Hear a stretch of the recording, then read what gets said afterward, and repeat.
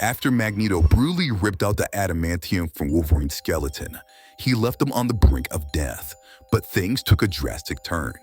Although Logan somehow managed to survive, the trauma triggered something dark within him. His higher cognitive functions went right out the window, and he became more of a wild animal, more than a man. But here's when the twist occurs. It was revealed that the adamantium, the very thing that Wolverine despised, was actually suppressing his natural mutation. But now with the adamantium removed, he became more like an animal, a beast, a Wolverine. And his body began to evolve without the metal weighing him down. He transformed into something even more savage. His healing factor went into overdrive, his muscles bulged, and his nails and his teeth turned into razor-sharp weapons. It was something out of a nightmare. And in this state, he became Feral Wolverine. And he was practically unstoppable, able to take down any enemy that was foolish enough to go against him. Next, we have Vampire Wolverine. In this alternate timeline, after the X-Men's battle with Dracula, Storm did something unbelievable. She stayed loyal with Dracula, leading to Wolverine and his teammates becoming vampires. However, Logan was the exception. Logan's powerful will allowed him to resist Dracula's mental control. Eventually, he challenged and defeated Dracula by draining his blood and decapitating his head off his body.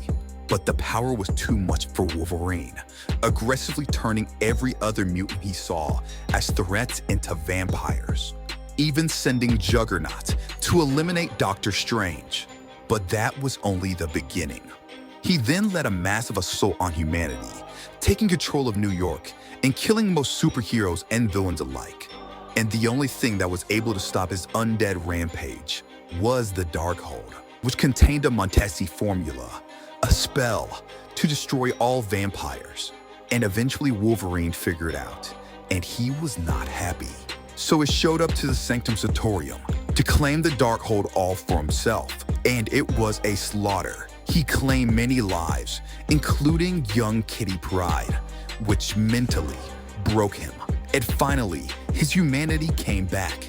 But by that time, it was already too late. Billions of people had died. And feeling nothing but remorse, he sacrificed his life and his entire undead army to finally bring peace to the world. Next, we have Zombie Wolverine. In an alternate reality, nearly identical to Earth 616, Wolverine and all the other heroes faced a grim and dark fate. And nothing could escape but Marvel zombies. The sick and twisted event that turned our greatest heroes into zombified psychopaths. And Wolverine, he put up a good fight with Magneto, but eventually he was turned into a zombie too. But in this state, Wolverine wasn't the strongest until he ate Galactus. And with the power of Cosmic, he was able to do anything he wanted and eat everything in his path. And he sure did, devouring and slaughtering anything he could get his hands on. Whether it was his friends or even his family, nobody was stopping Zombie Wolverine. Next, we have Darkclaw.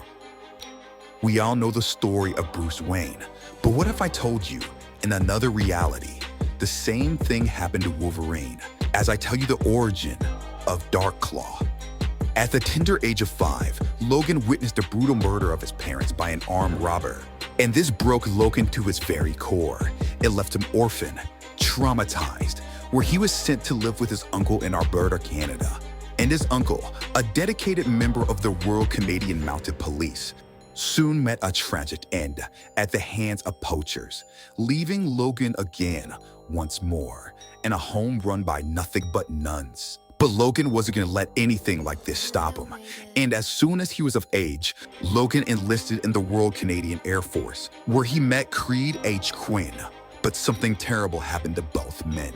They were subjugated to the Weapon X project. Their bodies were mutilated from the inside out. And during this harrowing experiment, Logan had his adamantium bonded to his skeleton and slowly discovered his meta-mutant abilities. But for his friend Creed, it wasn't the same. His sanity slowly deteriorated, transforming him into Logan's worst nightmare, the hyena. but the Weapon X project was eventually shut down due to Logan's ineffectiveness as a weapon.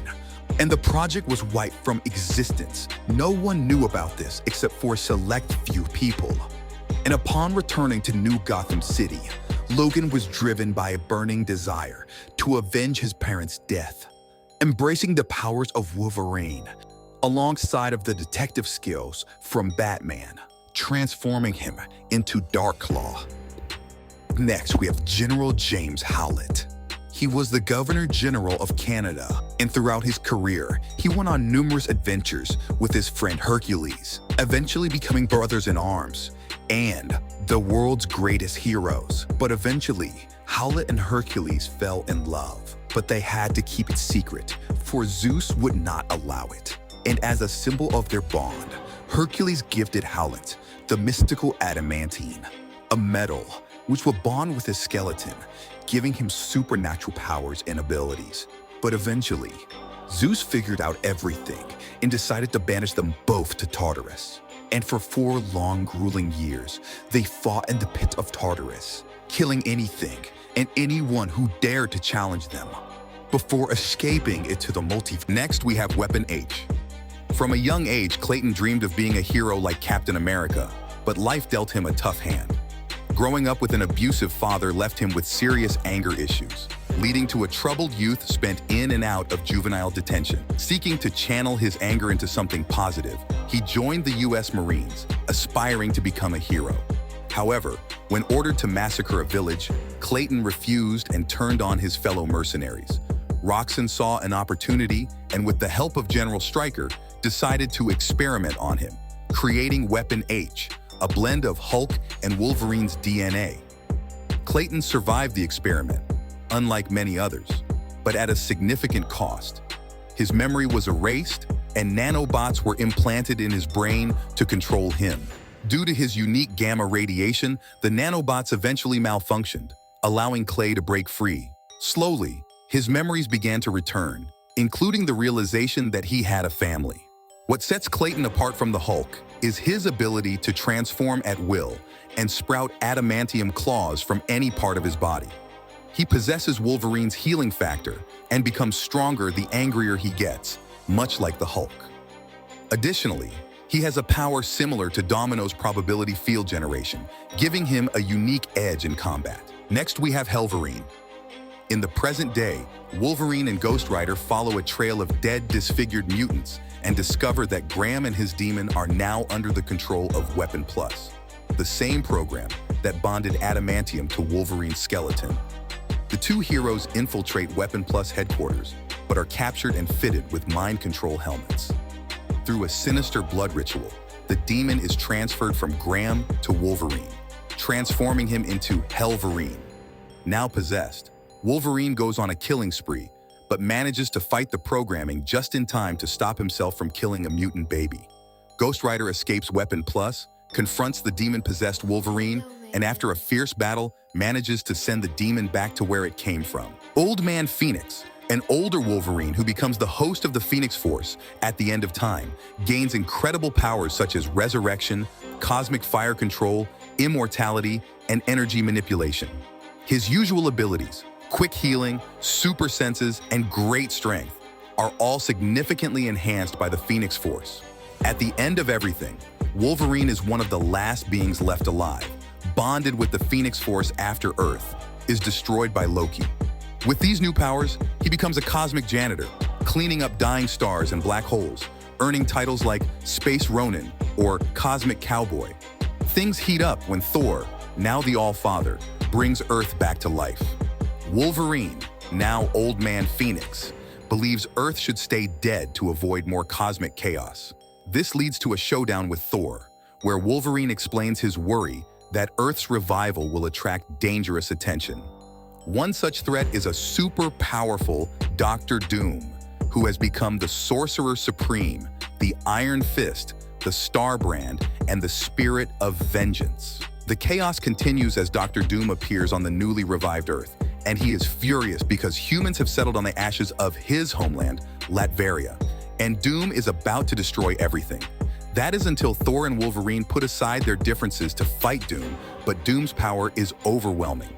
Despite Wolverine and Thor's best efforts, including Wolverine getting burned to a skeleton by Doom's Hellfire, they can't defeat him.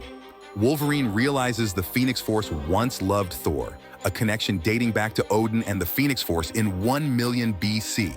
Wolverine sacrifices himself, merging the Phoenix Force with Thor, who then becomes Phoenix Thor. With this new power, Thor battles Doom in an epic fight that lasts for years, causing massive destruction. Eventually, Thor triumphs,